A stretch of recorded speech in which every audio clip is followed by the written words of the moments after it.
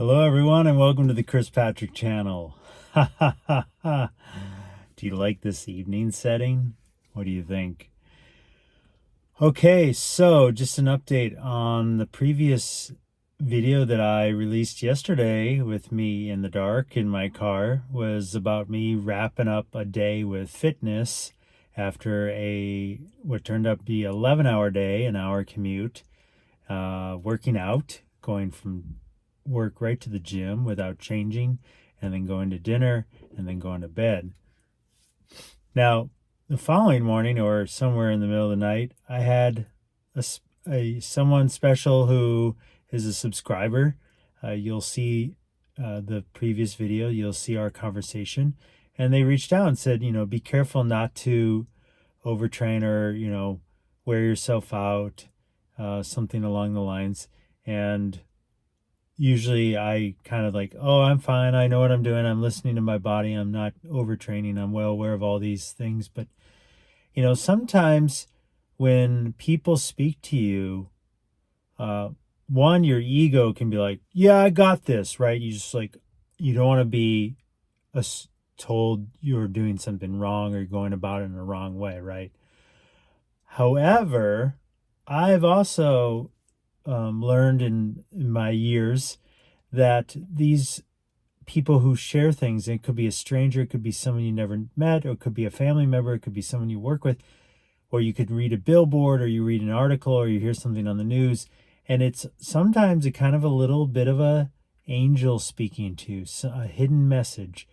And I took it to heart and started to do some research on how, because what I found was, I thought, well, maybe I'm going too heavy on the book that I used to go off of. And when I say book, I say in my mind, the fitness regimen and workout schedule and plan and what have you of me when I was 20.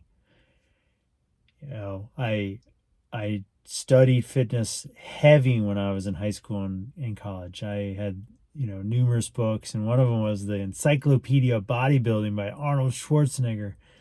We didn't have access as we do now with the internet, and there's so much, right? You can be inundated. You can still, and I still today will see people improperly working out with movements at the gym, and you can hopefully find a reputable trainer online and videos and watch how to properly lift. But back in the day, as time went on, you would omit certain exercises that they were saying that were not correct for body movements.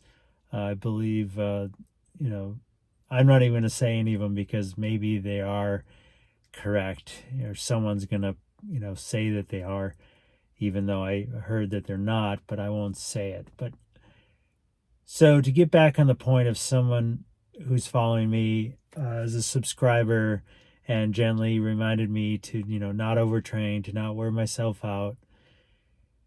I looked into it today, and as someone who's 50, we are in an entirely different stage.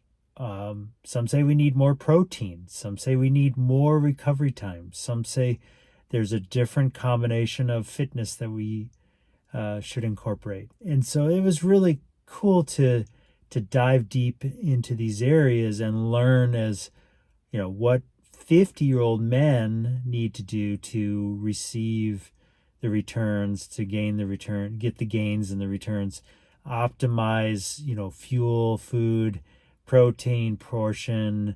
There was a great talk, I think it was Huberman and this guest, and he was saying, if you're overtrained, try doing the hand squeeze, like where you squeeze.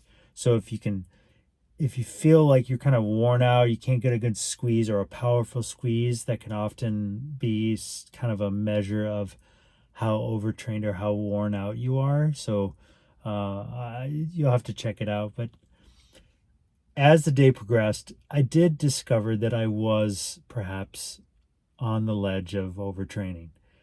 So I decided, based on all the videos I listened to today, that it would actually be better for me to add one more day of rest.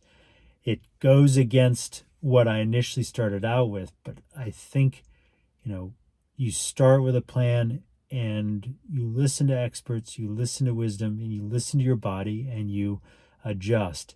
I think the key ingredient to this whole process of working out and starting this fitness plan is to just make it a lifestyle, make it a must, that it's part of who I am and part of what I do. Now, if that means I have to take off 2 days in a row or 1 day off and 2 days later, and it's total of 3 days in a 7 day, or 1 week maybe I'm a little lighter and I can do running and fit this hybrid athlete fitness training where you're combining weights or cross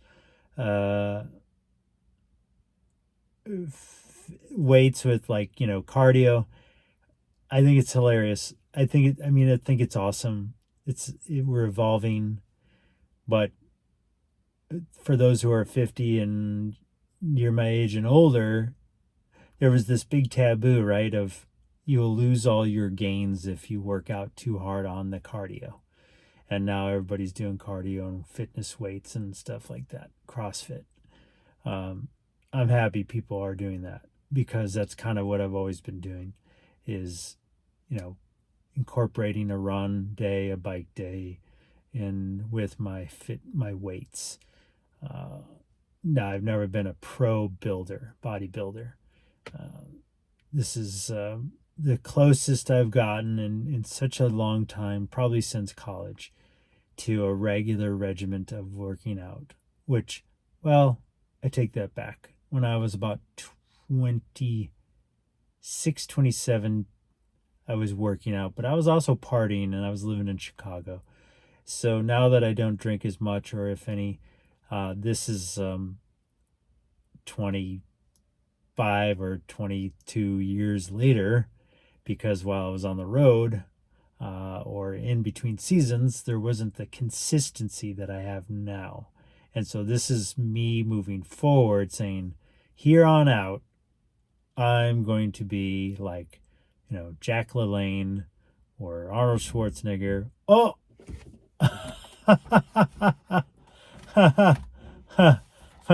Yeah, I'm finding the light. Where's the light? Uh-oh.